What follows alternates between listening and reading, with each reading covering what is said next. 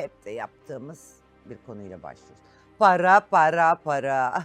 Evrenin kuantum laboratuvarında sıfır hatayla çalışan görünmez bir muhasebesi vardır. Para canlıdır ve bir enerji taşıyıcısıdır. Eğer senin ruhunda kıtlık varsa, eğer içeride hiçbir şey yetmiyor frekansını dışarıya yayıyorsan, sen ruhu, kökü beslemeden daldaki meyveyi, paraları zorla büyütmeye çalışırsan o meyve ya çürük olur ya da dalı kırar.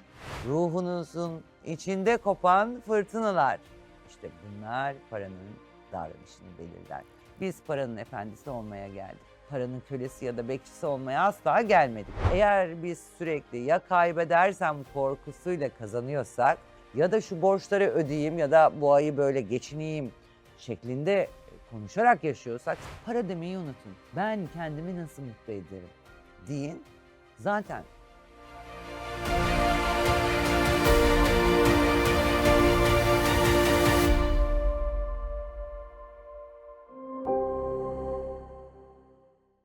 merhaba. Bugün çok merak ettiğiniz, hep sorduğunuz, hep de yaptığımız bir konuyla başlıyoruz. Para, para, para.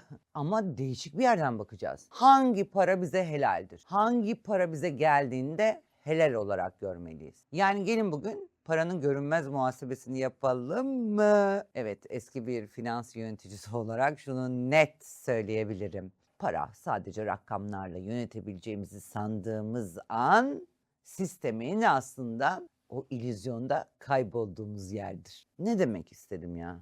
Ne diyorum ben?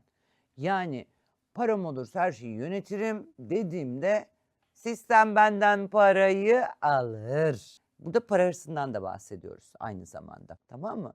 Çok iyi dinleyin, kulakları açın, dört gözle dinleyin. Bak bende dört göz, dört gözle bu konuyu anlatacağım size. Yıllarca o soğuk bilançolar, devasal bütçeler ve nakit akış tablolarının içinde kayboldum. Her şey Excel dosyaları ve muhasebe programlarının içinde kusursuz analiz edilebiliyordu, kontrol edilip görünebiliyordu. Yani olmadı, gidiyordum üretime, onlarla birlikte çalışıyordum. Hatta eşortmanları giyip depo saymışlığım bile var. Bir işletmenin röntgeni sayılar üzerinden çekilebiliyordu ve ben bunu çok iyi yapanlardan biriydim. Nerede açık var, nerede fazlalık var ve her şey netti. Ama o tabloların hiçbirinde yazmayan, matematikte de açıklanamayan devasal bir gerçek vardır. Ben bunu yaşayarak, gözlemleyerek, iliklerime kadar hissederek de gördüm yani. Aynı sektörde, aynı şartlarda yola çıkan iki insan. Hiç düşündünüz mü? Neden aynı sonucu elde edemez? Mesela biri ağır adımlarla ilerliyor ama kök salarak, bereketlenerek büyüyor.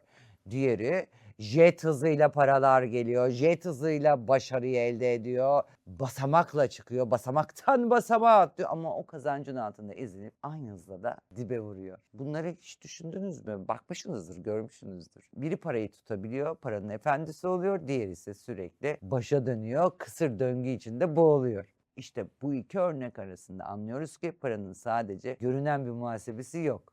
Paranın o hiçbir dosyaya sığmayan, evrenin kuantum laboratuvarında sıfır hatayla çalışan görünmez bir muhasebesi vardır. Ruhsal zenginliğe geçmeden asla ve asla maddesel zenginliğe geçemez.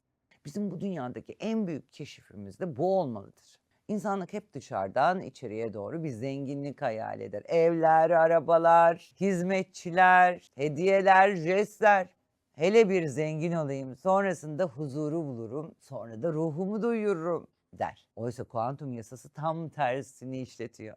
Ruhsal zenginliğe geçmeden maddesel zenginliğe kalıcı olarak, evet kalıcı olarak geçersin, tekrar dönersin ama kalıcı olarak asla geçemezsin. Eğer senin ruhunda kıtlık varsa, eğer içeride hiçbir şey yetmiyor frekansını dışarıya yayıyorsan, paranın miktarı ne olursa olsun sen her zaman yoksul olacaksındır. Maddesel zenginlik ruhsal zenginliğin sadece bir meyvesidir. Sen ruhu, kökü beslemeden daldaki meyveyi, paraları zorla büyütmeye çalışırsan o meyve ya çürük olur ya da dalı kırar. Ruhun kapasitesini genişletmen gerekiyor. Gelen para maalesef kişiyi özgürleştirmiyor. Aksine o paranın bekçisi ve kölesi yapıyor. Paranın bir davranışı, bir frekansı vardır. Burada fark etmenizi istediğim bir konu var. Fark edin artık ya. Bir kazancın değeri sadece üzerindeki sıfırlarla ölçülmez. O kazancın hangi niyetle elde edildiği, hangi bilinçle kasaya girdiği ve o paranın kazanılma sürecinde ruhunuzun içinde kopan fırtınalar. İşte bunlar paranın davranışını belirler. Yani paranın bir davranış şekli vardır. Evet, yanlış duymadınız. Para canlıdır ve bir enerji taşıyıcısıdır. Biz o parayı hangi bilinçle kazanıyorsak para o bilinci evet hayatımıza taşır. Bazı kazançlar vardır. Gelir, huzurla yerleşir. Sakin bir nehir gibidir. Büyür, bizi yormaz, bizi daraltmaz. Bazı kazançlar vardır. Gelir ama tutunamaz. Sürekli bir açık yaratır. Beklenmedik bir krizde bizden çıkar ve gider. Bunun teknik bir açıklaması yoktur. Çünkü mesele sadece rakamlar değildir. Bizim parayla kurduğumuz içsel frekanstır. Evet, taşıyabilmek bizim en büyük finansal kapasitemizdir. Herkes para kazanabilir ama çok üzgünüm herkes para taşıyamaz. Para taşımak derken de cüzdanda taşımaktan bahsetmiyorum. Hayat alanınızda o paranın sahibi olmaktan bahsediyorum. Para taşımak finansal bir bilgi asla değildir. Bir psikolojik ve ruhsal kapasite meselesidir. Birini düşünelim mi? Çok çalışıyor, devasa gelirler elde ediyor ama para bir türlü onda kalmıyor. Dışarıdan baksak kesinlikle şanssızlık deriz. Ama biz kuantum gözüyle biliyoruz ki içeride çalışan bir sabotaj sistemi var. Ve en önemlisi kuantum alanda görmek istemiyor, seçmiyor. Evet aynen böyle. Bizim bilinçaltımızda ben buna layık değilim. Para bana gelmez. Ben parayla birlikte var olamam. Kodu varsa eğer atalarımızdan gelen o para kirlidir. Para gelirse huzur gider inancı bizi yönetmeye başlamıştır bile. Kazanç artsa da sistem o parayı bizden uzaklaştırır. Çünkü zihnimiz o paranın yarattığı gerilimi çok üzgünüm taşıyamaz ve dengeyi kurmak için parayı bir şekilde hayatımızdan tahliye eder. İşte bu paranın görünmeyen muhasebesidir ve kusursuz bir denge işlemidir. Yani muhteşemdir bunun dengesi. Negatifte de pozitifte de. Evet geldik mi helal frekansa? Hangi para bana helal? Helal frekans dediğim bizim aslında uyum halimizdir. Finans dünyasında her girişin bir çıkışı, her hareketin bir karşılığı vardır. Kuantum alanda da aynen böyledir. Odağımız neredeyse bizim gerçekliğimiz orada filizlenir. Eğer biz sürekli ya kaybedersem korkusuyla kazanıyorsak ya da şu borçları ödeyeyim ya da bu ayı böyle geçineyim şeklinde konuşarak yaşıyorsak sistem bize o kaybı yaşatacak olasılıkları maddeleştirir ve yaşatır. İşte helal frekans dediğimiz şey bizim bu denge halimizdir.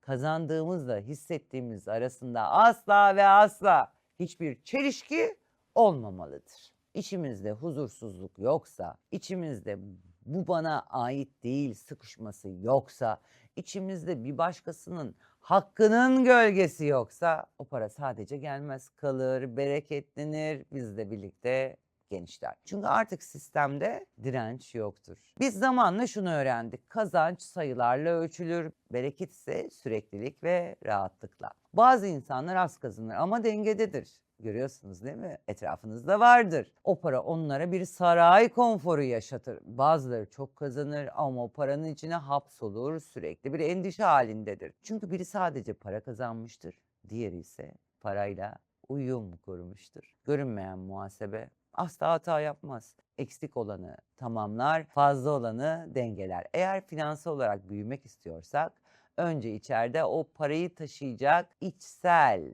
kapasiteyi kurmalıyız. İçerisi genişlemeden dışarısı asla büyümez. Biz kendimize şu soruyu dürüstçe soralım mı? Para geldiğinde genişliyor muyuz yoksa ya giderse deyip daralıyor muyuz? Cevap ruhumuzdaki o sıkışma noktasıdır. Biz paranın efendisi olmaya geldik. Paranın kölesi ya da bekçisi olmaya asla gelmedik. Biz parayla olan ilişkimizi değiştirdiğimizde kuantum alan zaten sonucu değiştirecektir ve değiştirir. Biz hepimiz tamız. Biz hepimiz biriz ve biz helal frekansın o bereketinin akışına da layığız.